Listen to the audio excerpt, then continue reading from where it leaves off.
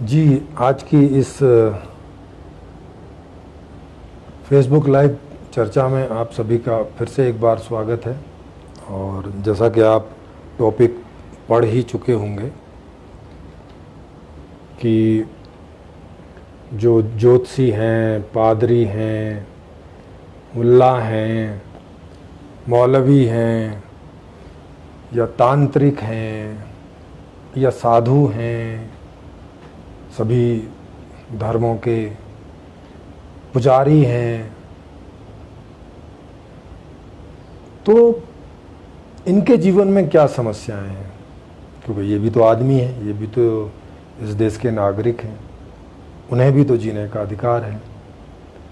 तो उनके जीवन में आज की व्यवस्था में क्या वो सारी समस्याएं हैं जिनकी वजह से ये इन सब कामों में जाने की कोशिश करते हैं, जबकि ये भी जानते हैं कि पूजा से कुछ नहीं होता है।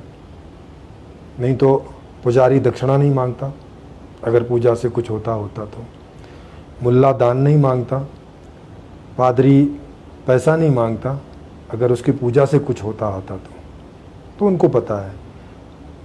जो लोग ज्योतिष वाले उसमें जाते हैं तो अगर उन्हें ऐसे भविष्य पता होता तो सबसे पहले अपना ही भविष्य देख लेते कि इससे हम अमीर होंगे कि नहीं होंगे ज्योतिष की विद्या पाने से। तो आप देख ही सकते हैं कि ज्योतिष की विद्या पाने अधिकतम ज्योतिषाचार्य सब गरीब ही हैं, खान पान बस अपना रोजी रोटी जैसे तैसे चला पाते हैं। तो उन सबको भी पता है कि ज्योतिष से कुछ नहीं होता, पूजा नमाज प्रार्थना से कुछ नहीं होता, ये सारे पुजारियों को पता है। और जो तांत्रिक हैं उनको भी पता है, नहीं तो वो अपनी तांत्रिक प्रक्रिया करने के लिए दक्षिणा नहीं मांगते। दक्षिणा मांगते ना सबसे और लड़ते हैं उसके लिए, नहीं भाई मैं 1000 से कम नहीं लूँगा, अरे नहीं 500 ले लेना, नहीं 2000 से कम नहीं लूँगा।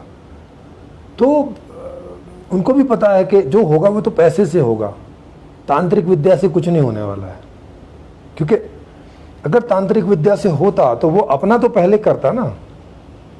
जैसे उदाहरण के लिए पैसे से सब होता है, तो आप किसी पैसे वाले के पास जाओ तो वो उस पैसे से अपना भी करता है और आपको फिर दान भी दे देता है। अगर उसके पास ज़्यादा होता है तो दान की उसको इच्छा है तो दे देता है, अपना भी उससे करता है वो। लेकिन क्या तांत्रिक कभी अपना कोई काम तंत्र से करता है क्या? पुजारी अपना कोई काम पूजा से करता है क्या? मुल्ला अपना काम कोई नमाज से करता है क्या? पादरी अपना कोई काम प्रार्थना से करता है? नहीं, वो तो पैसे से करते हैं सब। क्यों? तभी तो आपसे बदले में ये लेते हैं। नहीं तो वो आपके लिए प्रार्थना कर रहा है तो भाई बदले में अपने लिए बोले कि भाई मेरे लिए भी प्रार्थना करना आप। मुल्ला आपके लिए नमाज पढ़ता है तो बदले में वो ये बोले कि भाई मेरे लिए भी नमाज पढ़ देना अगर नमाज से होता तो। लेकिन बदले में क्या मांगता है? वो बदले में मांगता है पैसा या कोई वस्तु मांगता है। हाँ, कि तो एक ही बात है, पैसा मांगो, प्रॉपर्टी मांगो या कोई भी वस्तु मांगो, क्योंकि सब तो पैसे से आती है, उसकी नमाज पढ़ने से तो आती नहीं है। तो वो क्यों मांगता है ऐसा? पुजारी पूजा करता है आपके लिए तो वो बोलता कि भैया आप मेरे लिए पूजा कर देना। भाई अगर पूजा से कुछ होता तो वो आपके लिए करता है तो वो आपको बोलता कि भाई हमारे लिए भी अपने घर जाके 1 घंटे पूजा कर देना, हम आपके लिए 1 घंटा कर देंगे। पर नहीं होता ना, पूजा से होता तो पैसे से है, अर्थशास्त्र से होता है। ये उनको मालूम है सबको, ये ज्योतिषाचार्यों को भी मालूम है कि वो आपका भविष्य बताता है वहां बैठ के। उसने अपना भविष्य क्यों नहीं देखा? अपना भविष्य भी तो उसको देखना चाहिए। तो वो अपना नहीं देख सकता तो आपका कैसे देखेगा?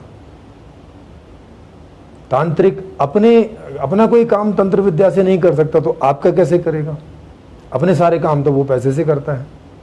ज्योतिषाचार्य अपने सारे काम तो पैसे से करता है, ज्योतिष से तो कुछ नहीं करता। जैसे डॉक्टर को देखें, डॉक्टर बीमार पड़ता है तो वो अपना इलाज दवाइयों से ही करता है, और आप जब वहाँ इलाज करवाने जाते हो तो आपका भी इलाज दवाइयों से ही करता है। और दवाई चूंकि पैसे से आती हैं, बाकी सब सामान भी पैसे से आता है, तो इसलिए वो आपसे पैसा लेता है। या वो किसी दूसरे डॉक्टर के पास जाता है तो दवाई लेके आता है और वहाँ पैसे देता है।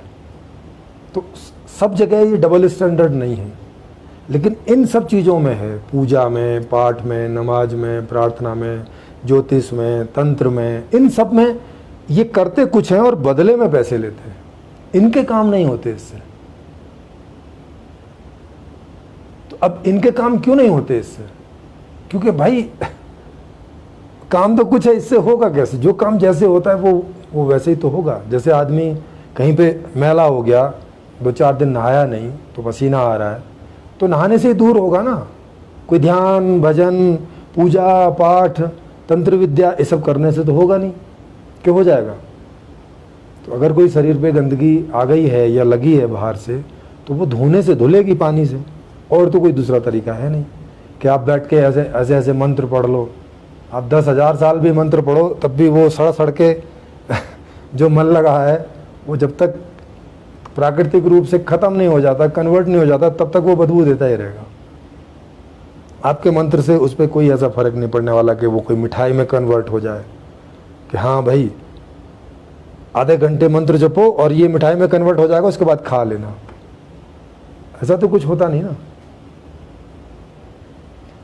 तो इनकी जितनी भी सारी समस्याएं, और इनकी वही सारी समस्याएं जो सबकी समस्याएं हैं। नंबर 1, इनके पास कोई रोजगार नहीं है। भाई कोई रोजगार नहीं, तभी तो तांत्रिक बन रहे हैं, तभी तो वहाँ जो है पुजारी बनने जा रहे हैं, तभी तो यज्ञ इत्यादि इन सब चक्रों में लगे हैं। वहाँ किस लिए लगे हैं? क्योंकि इनसे भी वो, क्योंकि कोई प्रॉपर रोजगार नहीं है, तो भैया ठीक है, अब जहाँ से पैसे कम जाएं, जैसे कम जाएं। भाई कोई लोग चोरी करने चले जाते हैं, ठगी करने चले जाते हैं, किन के बच्चों का अपहरण करके फिरौती मांगते हैं, हफ्ता वसूली करते हैं, वो भी तरीके हैं पैसे कमाने के। तो ये भी ऐसे तरीके हैं कि ठीक है, लोगों को मानसिक रूप से डरा के, धमका के या लोभ लालच दिखा के कि मंदिर में आओगे तो ये फ़ायदा होगा, नहीं आओगे तो ये नुकसान हो जाएगा, हाँ देवी देवता आपको ये कर देंगे, वो कर देंगे, शनिचर देवता आपको मार मार के मार देगा, ऐसे डरा डरा के आओ, पूजा करवाओ, घर बुलाओ, यज्ञ करवाओ, बड़ी पूजा करवाओ जिसमें 10-20 हज़ार रुपये की उनको दक्षिणा दो। तो ये उन्होंने भी अपने ऐसे तरीके बना रखे, जैसे चोरों ने, डाकुओं ने अपने तरीके बना रखे, जैसे नेताओं ने अपने तरीके, अपना भ्रष्टाचार एक तरीका बना रखा है। तो और ये सारी चीज़ें किस बात के लिए बना रखी हैं? बस मनीराम के लिए, पैसा आ जाए। क्योंकि फिर जो सुख है दुनिया में वो पैसे से मिल जाते हैं। वो डाकू को भी पैसे से मिल जाते हैं, क्योंकि अब हर बात के लिए तो डाका डालेगा नहीं जाके कि बिस्कुट चाहिए तो डाका डाले, गेहूं चाहिए तो डाका डाले, चीनी चाहिए तो डाका डाले, पानी चाहिए तो डाका डाले, कपड़ा चाहिए तो, अब इतने ये तो पता नहीं कितनी सारी दुकानों में डाका डालना पड़ेगा। वो क्या करता है, बस एक जगह किसी बैंक में या किसी एक ऐसी दुकान में जहाँ से ज़्यादा से पैसे मिल जाए, जैसे ज्वेलरी का कर लिया, कुछ कर लिया, तो वहाँ डाल देता है। बाकी सब जगह वो पैसे दे के खरीद लेता है, क्योंकि अब हर जगह थोड़ी ना डाका ही डालता फिरेगा। एक डाकू भी 2-4 जगह छोड़ के बाकी सब जगह तो पेमेंट करता है ना, इसीलिए तो पैसे वो चुराता है। नहीं तो उन पैसों को करता क्या है, वो पेमेंट तो करता है ना कहीं। तो ऐसे ये हैं, ऐसे ही सब ज्योतिषाचार्य हैं। 10 लोगों को ठगते हैं तो उसी पैसे से कहीं कपड़ा खरीद के लेके आते हैं, कहीं रेस्टोरेंट में जाके भोजन करते हैं, कहीं एक आध आदमी को नौकर रखते हैं, उसको वेतन देते हैं, कार खरीदते हैं, उसका पेट्रोल खरीदते हैं। पेट्रोल वाले को थोड़ी धमकी देते हैं, उसको थोड़ी ज्योतिषाचार्य बताते हैं कि हाँ भाई हाथ दिखाओ तुम्हारा, अच्छा हाथ दिखाते, हाँ चलो फ्री में पेट्रोल डाल दो। हर जगह तो नहीं करते ना, क्योंकि ऐसा करते तो फिर उन्हें पैसा लेने की जरूरत नहीं होती। फिर तो बस में बैठते और कंडक्टर का हाथ देखते, हाँ जी तुम्हारा भविष्य बता दिया, अब टिकट मत लेना, फ्री में यात्रा, ट्रेन में फ्री में यात्रा, रेस्टोरेंट में फ्री में भोजन, कपड़े वाला फ्री में कपड़ा दे रहा है, तब तो उन्हें पैसे की जरूरत नहीं पड़ती। लेकिन फिर उन्हें ये हर जगह करना पड़ेगा। अब वो क्या करते हैं कि कुछ ही लोगों को लूट लेते हैं, बाकी सब जगह पेमेंट करते हैं। तो अब ये उनकी समस्या है ना। अंदर से तो वो जानते हैं इस बात को, अंदर से हर पुजारी, हर ज्योतिषाचार्य, हर तांत्रिक, हर पादरी, हर मुल्ला अंदर से जानता है कि जो वो कर रहा है उसने उसके खुद के लिए कोई काम नहीं किया उन चीज़ों ने, तो किसी और के लिए कैसे काम करेगा, ये सब जानते हैं अंदर से। अब फिर भी उन्हें ये आडंबर करना पड़ता है, आप सोचिए। तो वो अपने ही आत्मा को कितना मारते हैं रोज रोज। ये आसान काम है क्या? जैसे चोरी करना आसान काम है क्या? चोरी करना मतलब आप पूरे अपनी जान तक का रिस्क लेके जा रहे हो, मारे भी जा सकते हो, नहीं तो हाथ पैर टूटना तो बहुत आम सी बात है। या जितने सारे चोर चोरी करने जाते हैं सब सफल होते हैं क्या? नहीं, कई तो मारे जाते हैं, कई के हाथ पैर टूट जाते हैं, कई जेल पहुंच जाते हैं, कई तो जो गिरोह बना के जाते हैं 4-6 लोग आपस में ही मार काट डालते हैं कि मैं अकेला ही पैसा ले लूँ वो सारा। तो इतना वो रिस्क लेते हैं, तो ये आसान काम नहीं है ना, तो वो इतना रिस्क क्यों लेते हैं? तो ये सारी चीजें इसीलिए होती हैं कि भाई उनके पास प्रॉपर रोजगार नहीं है। और ये आप सबको मालूम ही है कि भारत में और दुनिया में भी बेरोजगारी बहुत ज़्यादा है। भारत में मुश्किल से 6-8 करोड़ लोगों को के पास रोजगार है, सब सस्ता महंगा मिला के 6 से 8 करोड़, जबकि रोजगार पाना चाहते हैं 40 करोड़ से ऊपर, क्योंकि 1/3 जनता रोजगार के लिए होती है। तो जैसे हमारे यहाँ 140 करोड़ की जनसंख्या है, तो इसका 3 हिस्से कर दो, तो एक हिस्सा युवा होता है, एक हिस्सा तो बचपन वाला रहता है, एक बूढ़ा वाला रहता है और एक युवा वाला रहता है।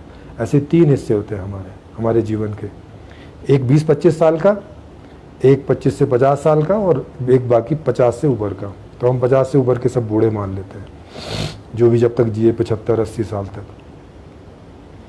तो ये 3 हिस्से हैं। तो इसमें बूढ़े वाला हिस्सा, उनको रोजगार नहीं चाहिए क्योंकि वो काम नहीं कर सकते।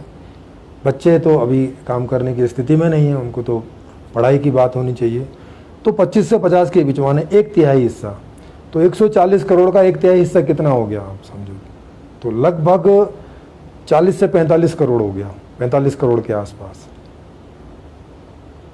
तो 40 से 45 करोड़ लोगों को रोजगार चाहिए, वो भी अच्छे वाला, कम से कम 50-60 हज़ार की सैलरी वाला आज के हिसाब में। वो तो है नहीं।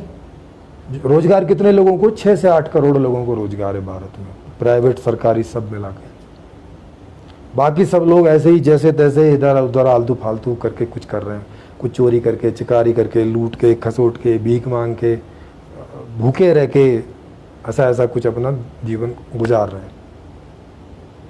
तो ये सारी समस्याएं, इनको भी अब इन्हीं में से कोई ज्योतिषाचार्य बनता है, मतलब जिनको प्रॉपर जॉब नहीं मिलता उन बेरोजगारों में से कोई ज्योतिषाचार्य बनता है, कोई पुजारी बनता है, कोई नमाज करने वाला मस्जिद में बनता है, कोई पादरी बनता है, उसमें चर्च में प्रार्थना करने वाला, कोई जो इनके क्या बोलते हैं सिखों के, वो कोई उसमें वो बनता है पगड़ी जी और कड़ा वड़ा पहन के सब निहंग, और जैनों के उसमें पुजारी होते हैं, बौद्धों के उसमें पुजारी होते हैं।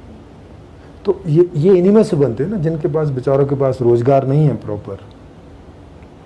तो ये इस प्रकार की चीजों को जबरदस्ती का रोजगार बना देते हैं। जैसे चोर ने चोरी का रोजगार जबरदस्ती बना दिया, डाकू ने उसका रोजगार जबरदस्ती बना दिया, फिरौती वाला रोजगार जबरदस्ती बना दिया। रोजगार माने जिससे पैसा आता हो, इनकम आती हो, माने जिससे रोज रोज कुछ पैसा आ जाता हो, या मंथली या वीकली बेस पे, वो उसे रोजगार बोलते हैं। तो इन्होंने जबरदस्ती वाले रोजगार बना लिए, वो रोजगार जो सामाजिक तौर से स्वीकृत नहीं है, मगर सामाजिक वाले स्वीकृत वाले रोजगार तो कुल 6 से 8 करोड़ लोगों के पास है। इससे ज्यादा काम नहीं है मार्केट में जिससे कि कोई आदमी रोजगार कर सके। और रोजगार क्यों नहीं है वो मैंने आपको बताया ही था कि मांग और आपूर्ति वाली प्रॉब्लम है, कि आज की जो अर्थव्यवस्था है उसमें अधिकतम लोग अपनी मांग ही नहीं कर पाते क्योंकि उनके पास पैसे नहीं है, क्योंकि पैसे के बिना मांग नहीं होती है। तो गलत अर्थशास्त्र की नीति के चलते लोग मांग नहीं कर पाते, इसलिए जब मांग नहीं कर पाते तो थोड़ी चीज़ का प्रोडक्शन करना होता है। जब थोड़ी चीज़ का प्रोडक्शन करना होता है तो थोड़ी लोगों की ज़रूरत होती है। उसमें फिर कंप्यूटर का ऑटोमेशन भी है, तो उसमें और भी कम लोगों की ज़रूरत पड़ती है। तो इसलिए रोजगार थोड़े लोगों के पास रहता है, ज़्यादातर लोग बेरोजगार होते हैं। अब वो बेरोजगार हैं तो अब उनको जीना तो है, खाना तो खाना है, कपड़े तो पहनने हैं, रहना तो कहीं है ही है, भले ही शहरों में नाली के ऊपर रहना पड़े, ऐसे ही तंबू टान के गंदगी में लगातार 24 घंटे, पर जीना तो पड़ेगा, अब आदमी आत्महत्या कर ले क्या। तो अब उसके पास क्या उपाय बचा, आप बताइए। तो उसके पास यही उपाय बचा कि या तो पुजारी बने, या तो चोर बने, या तो कोई ज्योतिषाचार्य बने, कोई तांत्रिक बने, कोई पादरी बने, कोई ये बने, कोई वो बने, और कोई नया धर्म बनाए और उसका पुजारी बने। मतलब क्या करे, कुछ तो करना पड़ेगा ना उसको जीने के लिए।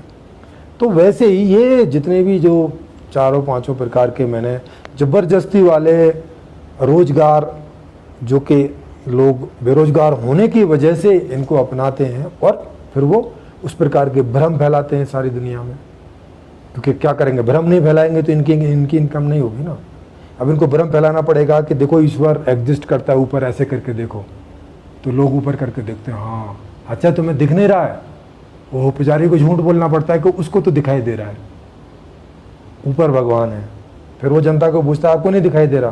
साथ में वो बोल भी देता है कि जो अपने माँ बाप की असली औलाद नहीं है उनको नहीं दिखाई देगा। हाँ, या जो पापी हैं, जिनके पूर्व जन्मों के कर्म खराब हैं, उनको नहीं दिखाई देगा, या धुंधला धुंधला दिखाई देगा। मुझको तो एकदम क्लियर दिखाई दे रहा है। ऐसे कई महात्मा और कई जो मुल्ला पादरी, वो सब ऐसे ऐसे करके बोलते हैं। तो अब क्या करें, अब किसको, कौन बताए कि नहीं दिखाई दे रहा है। बेचारे लोग भी बोल देते हैं, कुछ तो बोल ही देते हैं कि हाँ दिख रहा है, हम असली औलाद हैं, हाँ हमारे पीछे के कोई कर्म खराब नहीं है। जो मतलब पुजारी बनने की राह पे होते हैं, क्योंकि वो कैसे मना करेंगे। अगर वो ऐसा नहीं बोलेंगे तो कल को पुजारी होने की दावेदारी उनकी नहीं होगी ना फिर। तो जो महात्मा बनने की जुगाड़ में है, पुजारी बनने की जुगाड़ में है, तांत्रिक बनने की जुगाड़ में है, पादरी बनने की जुगाड़ में है, वो तो बोलेंगे कि हाँ हाँ जी हमें भी दिख रहा है, हमें भी दिख रहा है। अब बाकी जनता को लगता है यार कमाल है, इसको दिख रहा है, इतने कुछ लोगों को दिख रहा है, मतलब है होगा तो सही, हमें ही नहीं दिख रहा है तो कोई प्रॉब्लम होगी हमारे उसमें। तो वो पूछते हैं फिर अलग जाके पुजारी को पता है कि ये सब अलग अलग आएंगे पूछेंगे, क्योंकि सामूहिक रूप से पूछ नहीं सकते, क्योंकि कौन बोलेगा कि भाई हमारे पुराने जन्मों के पाप हैं कि हम अपने माँ बाप की असली औलाद नहीं वगैरह, ऐसा कौन करेगा। तो वो अलग अलग आते हैं प्राइवेट टाइम लेके और पूछते हैं कि पुजारी से भगवान क्या करें, हमें तो दिखाई नहीं पड़ा। हो तो आपके ऊपर ग्रह चल रही है, मतलब ज्योतिषाचार्य के पास जाएंगे तो वो ग्रह वरह का खेल करके और वो पूजा पाठ बता देगा। पुजारी के पास जाएंगे तो वो बोलेगा भगवान की पूजा करो, ये वाला मंत्र जपो और यहाँ दक्षिणा रखो 2000, 4000, 10,000। या जब वो देखता है कि कोई अमीर आदमी पूछ रहा है तो उसको बोल देता है हाँ आपकी इच्छा है जितनी कर दो, क्योंकि पता है कि अपनी इच्छा से तो ज़्यादा ही देगा। गरीब को बता देते हैं कि इतना देना है, क्योंकि उसे पता है कि ये अगर इसकी इच्छा पे छोड़ दिया तो ये 5 रुपये रख के चलता बनेगा। तो वहाँ बोलते नहीं 200 से तो कम नहीं चलेगा, 1000 से तो कम नहीं चलेगा, जैसे जिसको देखते। क्योंकि रोज़ उनके पास ये सारे आदमी आते हैं तो उन्हें इतना मनोविज्ञान हो जाता है कि किससे पैसे अपने आप निकल आते हैं और किससे निकालने पड़ते हैं। तो ये सारा भ्रम फैलेगा कि भाई ईश्वर होता है, पूजा से कुछ होता है, तंत्र से कुछ होता है, तांत्रिक से कुछ होता है, पादरी से कुछ होता है, प्रार्थना से कुछ होता है, नमाज पढ़ने से कुछ होता है, जालीदार टोपी पहनने से कुछ होता है, दाढ़ी रखने से कुछ होता है, लाल कपड़े पहनने से कुछ होता है, या काले कपड़े पहनने से कुछ होता है। अब ये भ्रम तो फैलेगा ना जब इसका उपयोग हो रहा है जीवन में। तो अब किसी की घर की लड़की भाग गई, अब भाग ही सकती है, उसको किसी से प्रेम हो गया या कुछ हो गया, या अब गरीबी में जी रही है तो अब गरीबी में रहना क्या और भागना क्या एक ही जैसा है। क्या फर्क पड़ता है कि वो घर में रहे कि भागे। तो अब वो जाते हैं इन पुजारियों के पास में कि महाराज हमारी तो लड़की भाग गई, क्या करें। तो अब उसको भी लगता है हाँ बकरा आ गया। तो बोलता है अच्छा ये सब करो, 4-6 दिन में वापस आ जाएगी, 10,000 की दक्षिणा, 2,000 का ऐसा करो, जैसा जैसा यजमान है। तो अब ये सब चलता रहता है ना, लोग इसी चक्कर में लगे रहते हैं। अब ऐसी भी संस्थाएं बन जाती हैं कि नहीं भाई ईश्वर एग्जिस्ट नहीं करता है, पूजा कुछ नहीं करती है, नमाज कुछ नहीं करती है, ये सब कुछ। अब वो भी लगे हैं अपने एनजीओज खोल के, अब वो लगे और लोग समझना नहीं चाहते, क्योंकि अब लोग कैसे समझेंगे भाई उनकी तो घर की लड़की भाग रही है, बेरोजगारी है, घर में इनकम नहीं आ रही है, सबकी बुरी स्थिति है, सड़कों पे रहना पड़ रहा है, रोज रोज की परेशानियां हैं। तो अब तुम बोल रहे हो कि ईश्वर नहीं है, ईश्वर नहीं, तो अब वो तुमसे पूछते हैं कि अच्छा तो फिर हमारी ये हालत क्यों है, ये तो बताओ। मान लिया आपकी बात कि ईश्वर नहीं है, तो ये हमारी हालत क्यों खराब है, इसके लिए कौन जिम्मेवार है? तो इसके लिए भी वो बोलते हैं कि तुम ही जिम्मेवार हो। अच्छा हम कैसे जिम्मेवार हैं? तो फिर बता नहीं पाते, बोलते हैं कि नहीं तुमने जो भगवान को मान रखा है इसलिए उसलिए। अरे तो भाई कितने सारे नास्तिक हैं जो परेशान हैं, कितने सारे नास्तिक हैं जो गरीबी की हालत में हैं। मैं दिखाऊं कितने सारे मेरे जानने वाले हैं जो दोस्त नास्तिक हैं पूरे, और उनकी भी वही हालत है, वही गरीबी है, वही भुखमरी है, वही बेरोजगारी है। वो भी कहीं ना कहीं झूठ बोलते हैं, चोरी करते हैं, चमारी करते हैं, सब करते हैं। तो ये कोई समाधान तो नहीं हुआ ना। इसलिए ये सारे मिथ फैलते रहते हैं, और मिथ फैलना मतलब इस प्रकार का बिजनेस चलता रहता है। और ये सबूत आपके सामने है कि सदियों से ये धर्म वाला सबूत, ये धर्म वाले सारे मिथ फैले हुए कि नहीं हुए हैं, आज तक फैले हुए हैं। जबकि बहुत सारी ऐसी संस्थाएं हैं जो कि सबको नास्तिक बनाने में लगी हुई हैं, और अब से नहीं, बहुत पहले से लगी हुई हैं। बुद्ध से लेके और बहुत पहले से लेके कई सारे लोग बोलते चले आ रहे हैं कि ईश्वर नहीं है।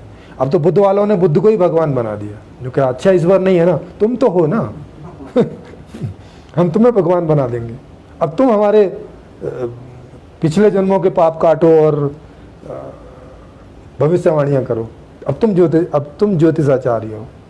अब उनके जो लामा है वो बेचारे इस बात को मान लेते हैं कि बढ़िया, इससे तो इनकम होती है, क्योंकि वो भी पूजा पाठ करने जाते हैं। लामा भी बुद्धिस्टों के यहाँ यज्ञ हवन पूजा पाठ होता है, सब करने जाते हैं।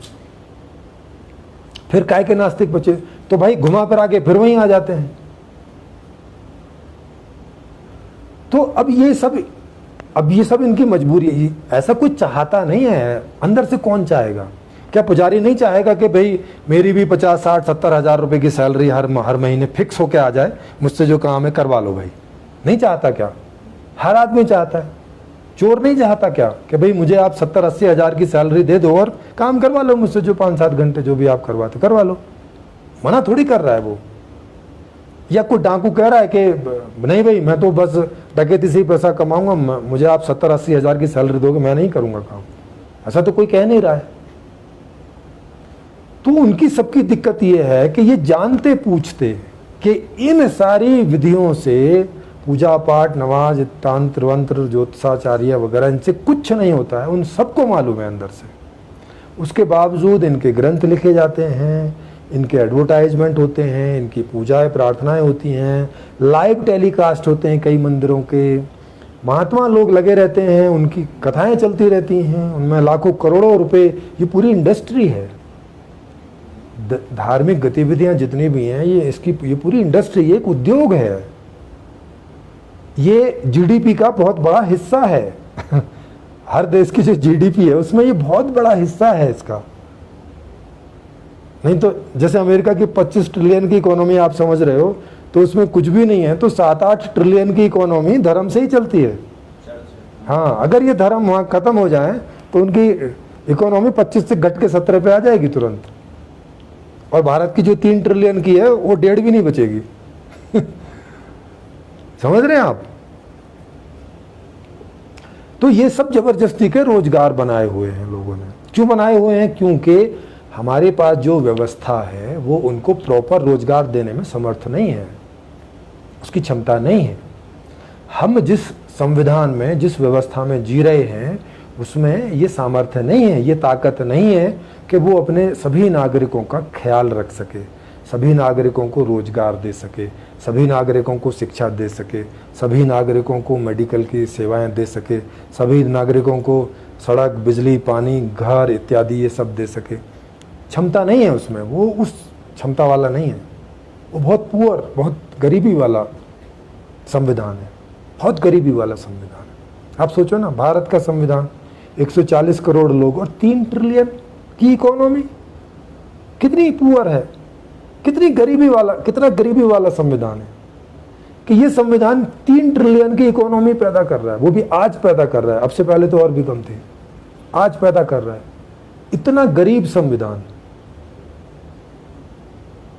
कुल 3 ट्रिलियन की इकोनॉमी 140 करोड़ लोगों में, तो आप सोच सकते हो कितना गरीबी वाला संविधान है। अब गरीब आदमी नहाएगा क्या और निचोड़ेगा क्या, आप बताओ।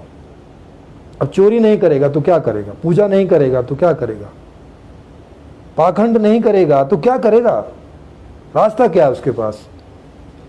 आत्महत्या तो नहीं करने चला जाएगा ना, क्योंकि वो भी करेगा तो वो भी आप बोलोगे कि बिल्कुल बेकार आदमी था। तो क्या करेगा आखिर भाई, मुझे बताओ। तो उसके पास क्या उपाय है? तो आप देख सकते हो कि ये सभी प्रकार के जिसमें अपराध भी आते हैं, वो भी, क्योंकि वो भी बस प्रोफेशन ही है एक तरह के, क्योंकि पैसे कमाने के लिए किए जाते हैं, वो भी, उनका भी कोई और उद्देश्य तो होता नहीं है। तो ये जो सारी चीजें हैं, ये जानते पूछते भी करते हैं। इन सबको मालूम है कि इससे कुछ नहीं होता है, क्योंकि वो तो करके देख रहे हैं ना भाई। वो सुबह से शाम तक पूजा करते हैं 50 आदमियों के लिए, उनको मालूम नहीं है कि इससे कुछ नहीं होता है, सब उनको पता है, उनको मालूम है ना। जैसे डॉक्टर को मालूम है कि वो जितने मरीजों को देख रहा है उनमें कितने ठीक हो रहे हैं कितने नहीं हो रहे हैं, उसको लोग आके बताते रहते हैं कि भाई हाँ हम ठीक हो गए या हम ठीक नहीं हुए, पता चलता रहता है। और जो लोग बाकायदा रजिस्टर बनाते हैं उनको तो लिखित में पता रहता है। तो सब लोगों को तो पता रहता है ना ये सब चीजें, तो उनको सबको पता है कि इन तरीकों से किसी का कोई लाभ नहीं है। अब सोचो कि वो अपनी आत्मा को कितना मारते होंगे। अपनी आत्मा से मतलब यहाँ वो वाली आत्मा मत समझ लेना, आत्मा से मतलब जिसको आप मैं बोलते हो, माने कितना आडंबर और पाखंड में वो जीते हैं। तो आडंबर पाखंड में जीने में कोई मजा तो आता नहीं होगा। पाखंड का, आडंबर का मतलब रहता है कि बोल कुछ रहे हैं और कह कुछ रहे हैं, ऐसा करके कह रहे हैं कि इससे सब कुछ होता है और जबकि उससे होता नहीं है, ये बात उन्हें अंदर से मालूम है, तो इसी बात को पाखंड बोलते हैं। जैसे कोई बोले 2 और 2 मिला के 6 होते हैं और अंदर से जान रहा हो कि नहीं 6 तो नहीं होते, 4 ही होते हैं, तो अब ये पाखंड है उसके लिए। तो अब वो ऐसा क्यों कर रहा है, किस कारण से कर रहा है, वो कारण मैंने आपको बता दिए। वो कारण है बेरोजगारी, वो कारण है मूल में वो व्यवस्था जो कि बेरोजगारी तो पैदा करती है, बेरोजगारी ज़्यादा पैदा करती है और रोजगारी कम पैदा करती है। ऐसी कमजोर व्यवस्था, ऐसी असक्षम व्यवस्था, मूल कारण है ये। अच्छा, सक्षम व्यवस्था क्या होगी?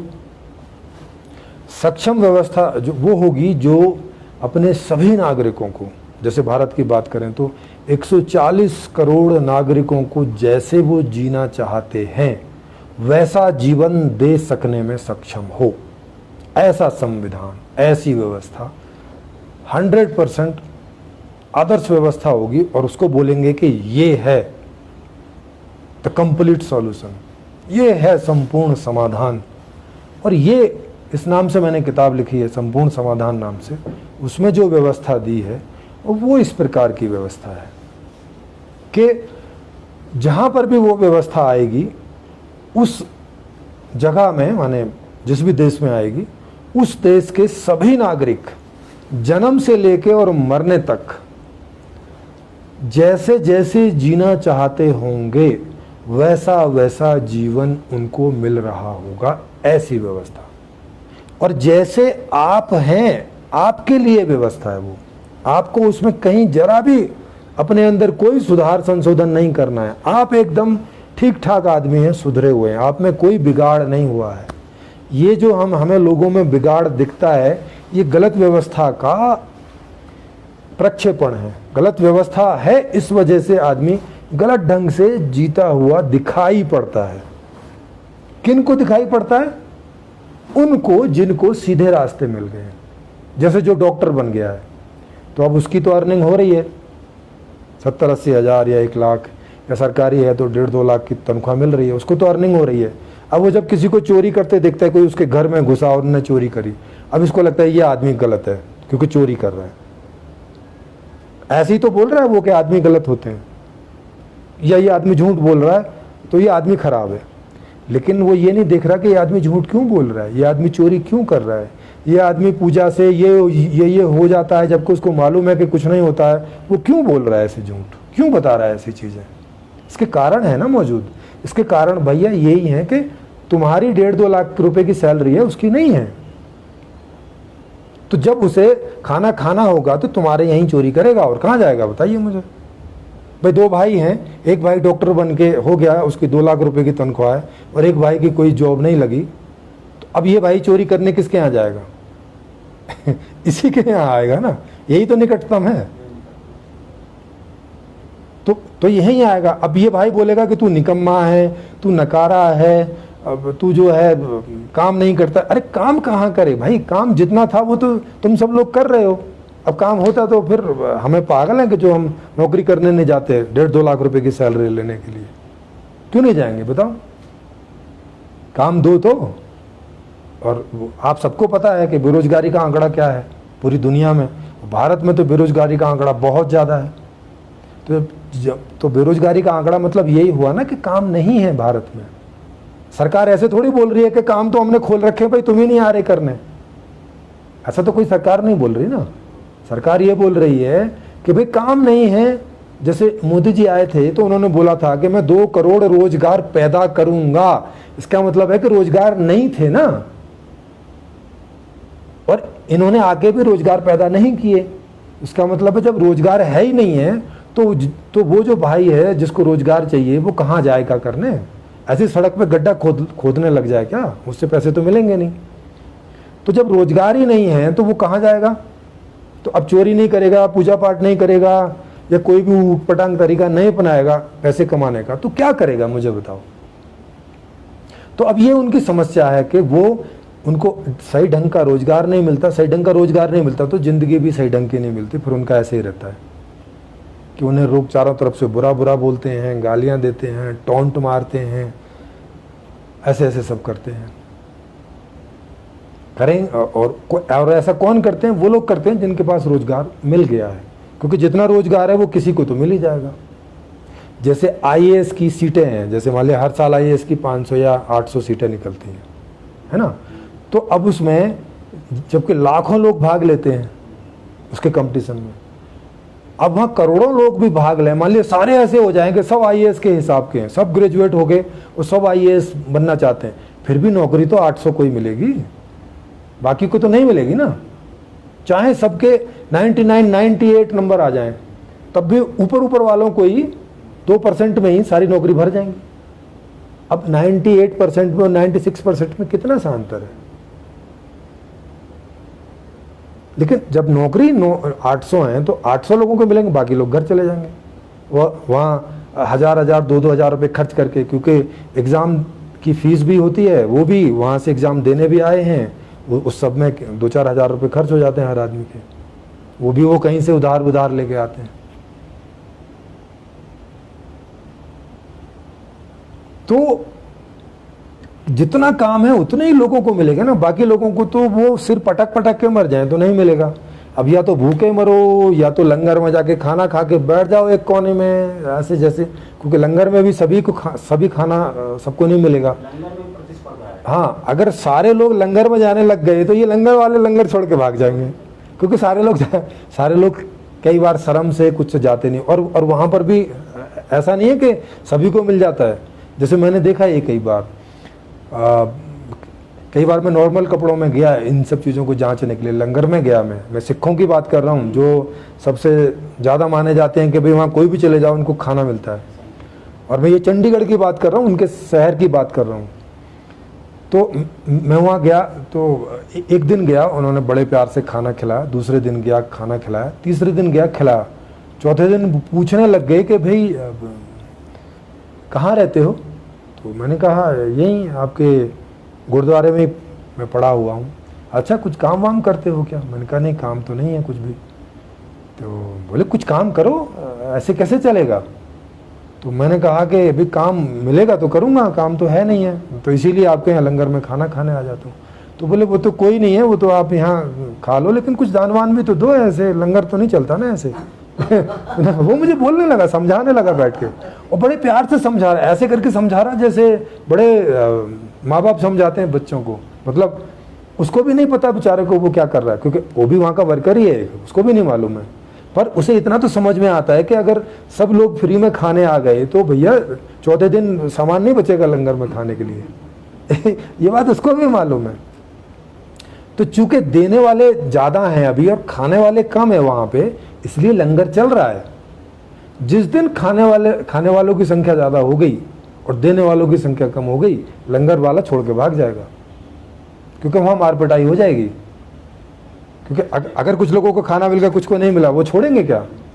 वो उस लंगर वाले को ही पकड़ेंगे ना, वो उसको ही बोलेंगे कि अच्छा इतना दान आ रहा है, कहाँ जा रहा है? क्योंकि अब उसको तो नहीं पता ना बेचारे को कितना दान आ रहा है, कितना नहीं आ रहा, वहां पे लिखित में तो है नहीं।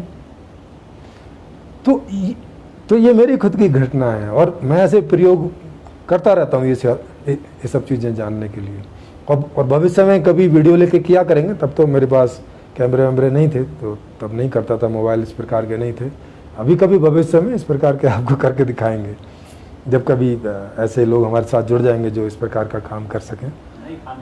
हाँ, तो ये तो होगी वहाँ की बात। बाकी जगह की तो और भी खराब बात है। बाकी आश्रमों में तो आप 1 दिन 2 दिन रुके, तीसरे दिन वो पूछने लगता है कि महाराज यहाँ बस 3 दिन का नियम है।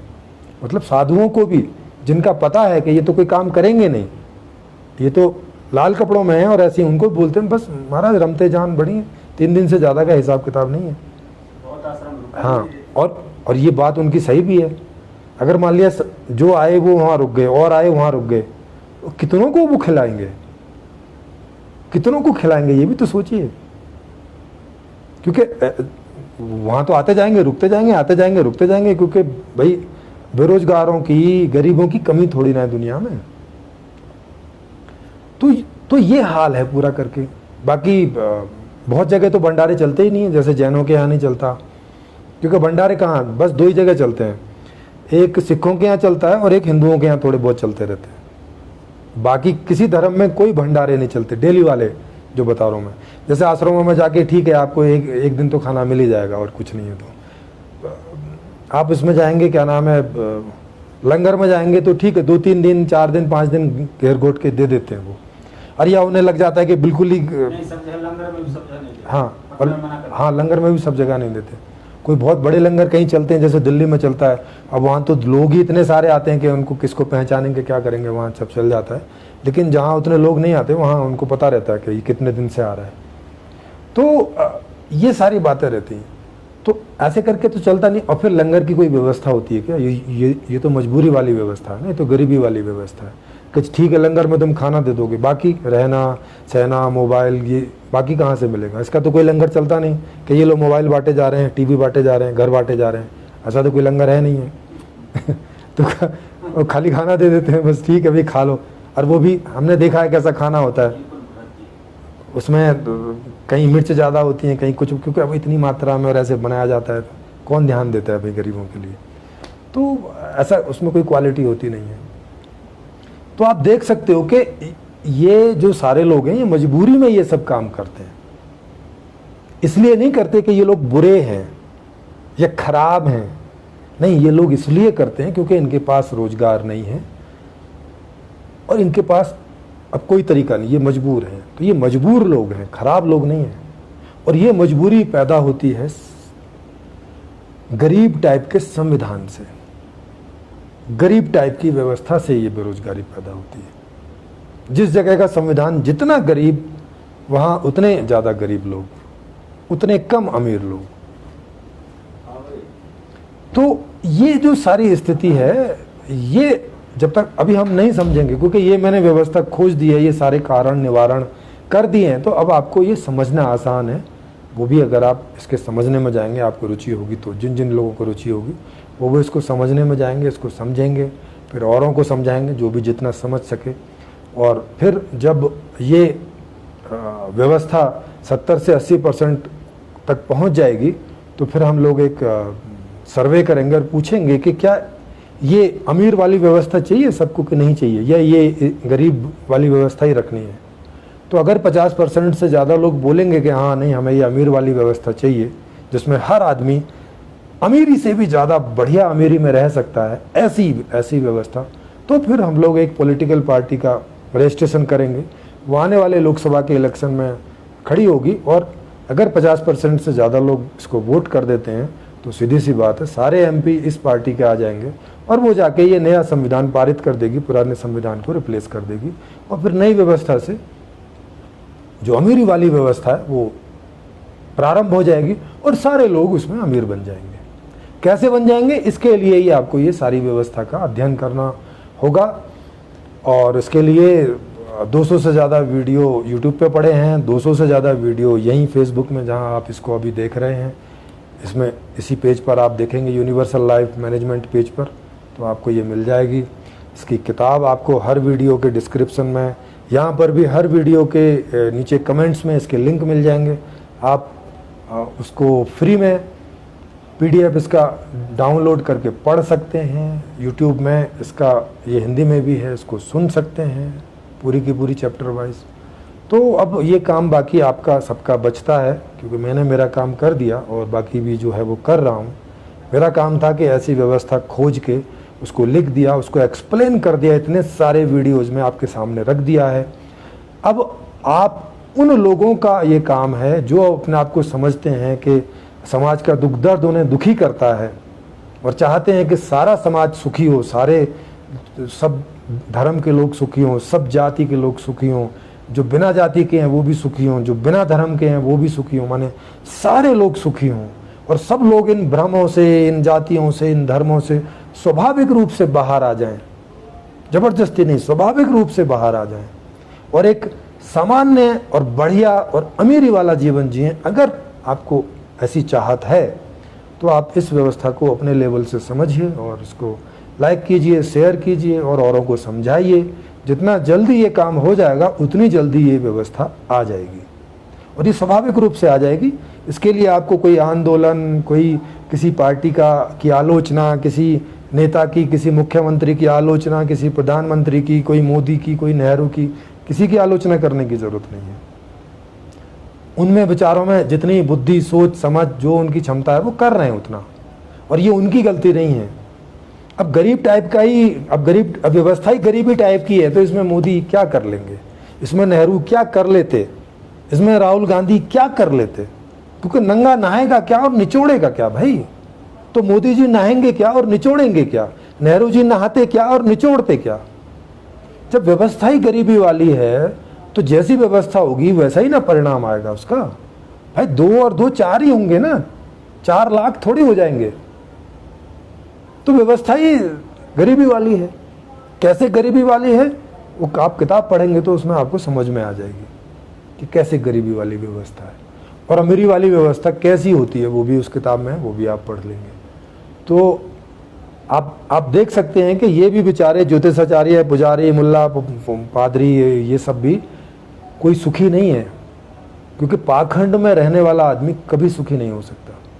इनको तो छोड़ो, जिनकी 1-1, 1.5, 2-2 लाख की सैलरी है वो तक लोग सुखी नहीं है। मोदी जी को देख लो, मोदी जी की सैलरी 5 लाख के ऊपर है, उनकी सब वो पेंशन वेंशन लगा के सारी चीज़ें पिछली 5-7 लाख रुपए महीने के ऊपर है। अलग से उनको प्रधानमंत्री वाली सारी सुख सुविधाएं मिल रही हैं, तब भी बेचारे कितनी चिंता में रहते हैं। 18 घंटे तो काम करना पड़ता है, आप सोचो, कमर तोड़ कि इसीलिए कितना जल्दी वो बूढ़े हो गए, उनके बाल सब सफ़ेद हो गए उतने।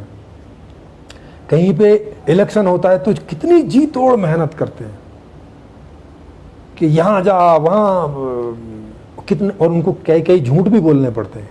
उन्हें अच्छा थोड़ी लगता होगा झूठ बोलते हुए, कितने सारे झूठ बोलते हैं, मीडिया में पकड़े भी जाते हैं, उनके ऊपर बातें भी खूब होती हैं, उन्हें मालूम भी है ये कि मीडिया में पकड़े जाते हैं, लेकिन जब झूठ बोलते हैं तब तो काम कर ही जाता होगा वो, इसीलिए उन्हें झूठ बोलना पड़ता होगा।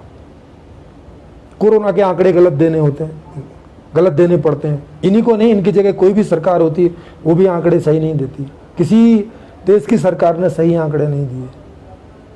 तो ये सारे पाखंड, ये सारे झूठ कोई आदमी चाह के तो करता नहीं ना भाई, मजबूर है कोई ढंग से तभी करता है। तो इन्हें कितनी मजबूरी का जीवन जीना पड़ता है आप सोचिए। 7-8 लाख तनख्वाह वाले आदमी, देश के प्रधानमंत्री, इतनी सारी सुख सुविधाओं के रहते भी जब इतनी बड़ी मजबूरियां हैं तो फिर बेचारे उनकी क्या, जिनके पास रोजगार भी नहीं है, उनकी क्या। तो ऐसी तुलना करके देखो तो आपको पता चलेगा कि आम आदमी कितना मजबूर है। जब पढ़े लिखे रोजगार वाले लोग, अच्छी खासी इनकम वाले लोग भी बहुत सारा पाखंड करने को मजबूर हैं अपने जीवन में, बहुत सारी पाखंड से भरी हुई जिंदगी को जीने के लिए मजबूर हैं, तो फिर जो लोग बेरोजगार हैं, जिन्हें ठीक से शिक्षा भी नहीं मिली, जिनके पास कोई माँ बाप दादे की इनकम भी नहीं है, अपनी भी इनकम नहीं है, उनकी मजबूरी का हिसाब किताब देखिए जरा। सोचिए कि वो उतनी बड़ी मजबूरी में ज्यादा बड़े पाखंडी क्यों नहीं हो जाएंगे, या क्यों नहीं हो जाना चाहिए।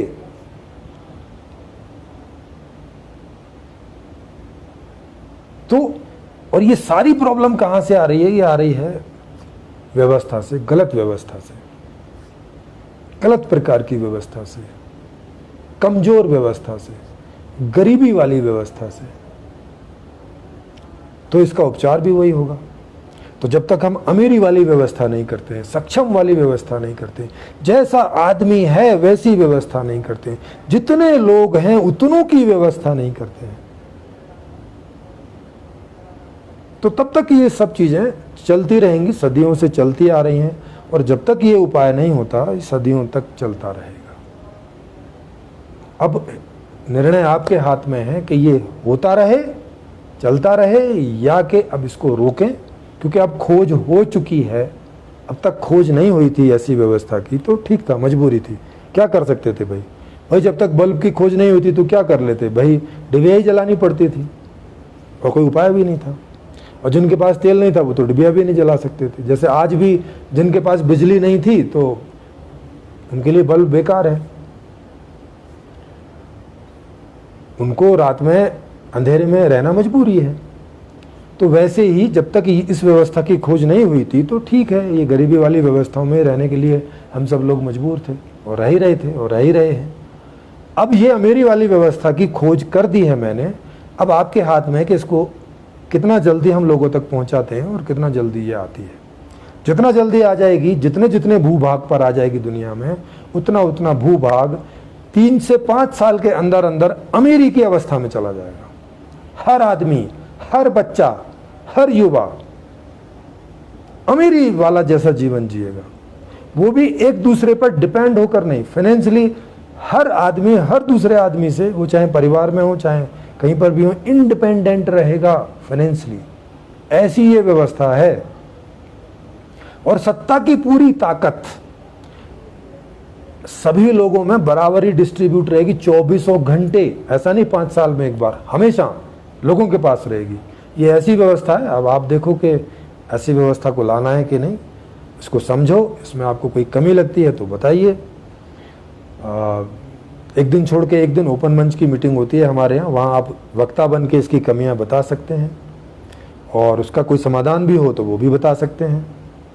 कोई भी XYZ पूरी दुनिया से, सबके लिए ओपन इनविटेशन है उसमें। तो आशा है कि आज का ये वीडियो आपको समझ में आया होगा, जो भी टॉपिक था। और अगली बार अगले टॉपिक के साथ फिर हम सब एकत्रित होंगे इस चर्चा के लिए। आपने कोई क्वेश्चन वगैरह पूछा हो तो मैं देख लेता हूँ।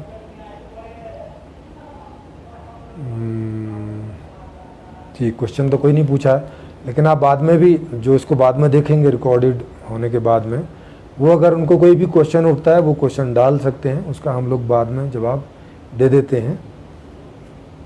और कोई भी प्रकार से रह जाता है तो इस पर व्हाट्सएप का लिंक भी है, उस पर भी आप ज्वाइन कर सकते हैं। दूसरा, अगर मान लिया आपका जवाब नहीं दिया जाता तो ये